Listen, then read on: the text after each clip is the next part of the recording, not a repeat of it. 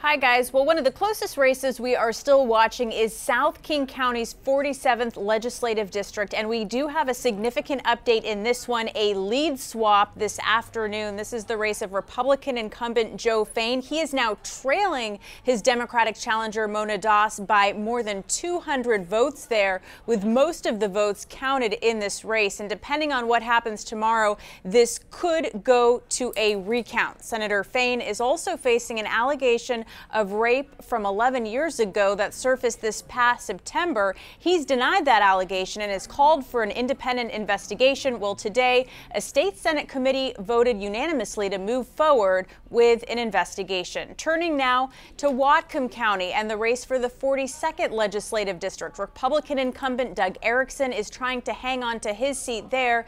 Today, he gained nearly 90 votes, now leads by a little bit more than 200 over his Democratic challenger Pinky Vargas. There are about 475 ballots left to count in that one. In the 26th legislative district, this is Pearson-Kitsap counties, an open seat because Republican Jan Engel is retiring. The Democratic candidate there, Emily Randall, currently leads, as you can see, by nearly 500 votes over Republican Marty McClendon. We are still waiting for new Kitsap numbers to post. This race also, by the way, at the top of the list of money spent by that candidate currently leading it, Emily Randall.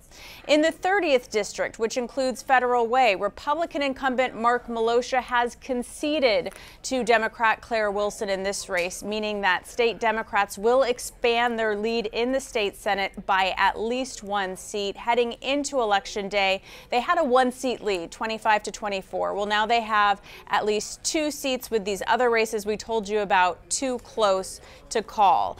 And state Democrats will also expand their margin in the state House. And that's because, in part, the 5th legislative district has gone to both the Democratic candidates in those two races. Paul Graves, the Republican incumbent, conceding to Lisa Callan, and the same story in the other position there, position 1, with Chad Magendas, a former state House Republican, conceding today to Bill Ramos. So what does that mean? It means that in the House, there are a number of seats, several seats that Democrats are currently leading and poised to pick up. We have much more information on those races and others online at king5.com. Send it back to you.